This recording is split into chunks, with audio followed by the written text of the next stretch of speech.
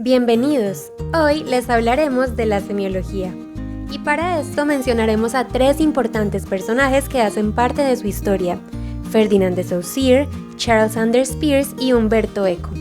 Comencemos con Ferdinand de Saussure. Ferdinand de Saussure fue un lingüista suizo cuyas ideas sirvieron para el inicio y posterior desarrollo del estudio de la lingüística moderna en el siglo XX. Él propuso una ciencia que estudia los signos en el seno social, ciencia que, por cierto, todos conocemos como semiología. Y otro dato, definió la lengua como un sistema de signos que expresan ideas.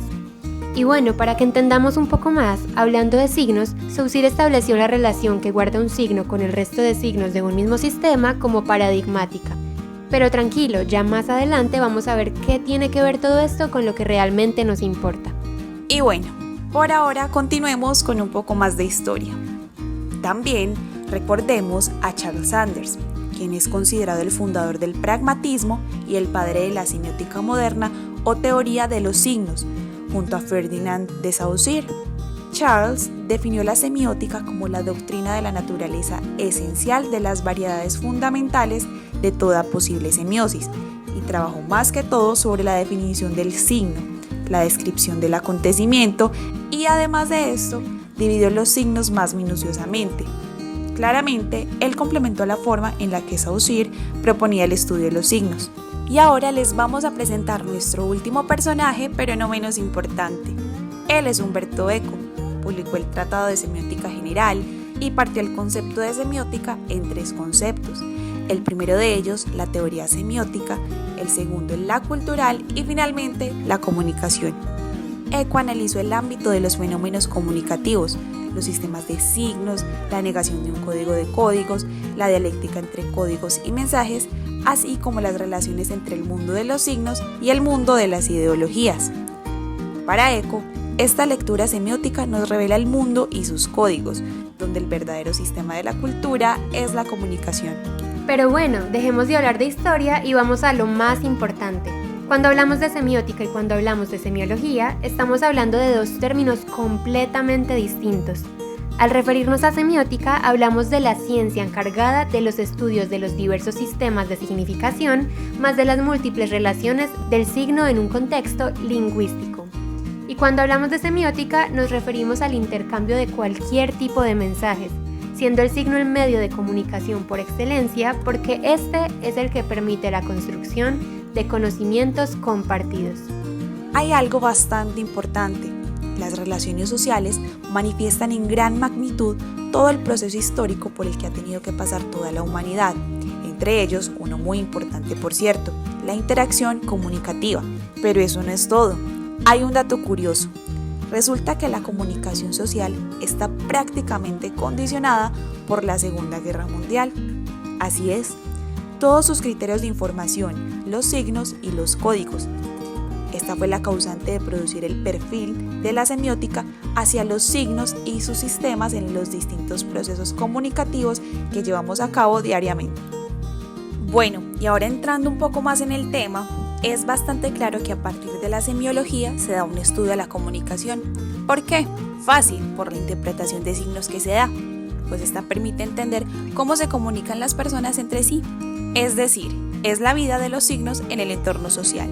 Por otra parte, es necesario saber que el factor que determina la entrada de la semiótica en el campo de la comunicación es la idea de una ciencia o método que permita descifrar los mensajes que los medios transmiten. Estudia los signos como base para la comprensión de las actividades humanas y también la semiótica debe ponerse en contacto con las prácticas de la significación. A partir de estas perspectivas, es claro que hay diversos objetos de la comunicación que son abordados desde ellas. Claro que sí. Es muy importante ver cómo la semiótica hace parte de la construcción de la imagen corporativa en este caso, tal y como lo plantean Umberto Eco y Charles Sanders. Absolutamente todas las formas que se dan en la comunicación humana pueden ser entendidas como una narrativa. Ya por otra parte, desde la comunicación organizacional, es fundamental construir y generar un impacto a través de la identidad de la marca, independientemente de los servicios que se presten. Allí la lingüística juega un papel bastante importante. está presente en todos los elementos textuales que lleva a cabo la organización, por lo que el elemento comunicativo siempre estará presente. Pero esperen, también está presente en los medios de comunicación. Estos son la principal fuente de acceso a la información, por lo que carga con la responsabilidad de la interpretación que la opinión pública le dé a sus mensajes, ya sea en una noticia, en una infografía, en un mapa mental, en los escritos, entre otros recursos. El periodismo es un claro ejemplo de la presencia de la semiótica en este campo. ¿Por qué?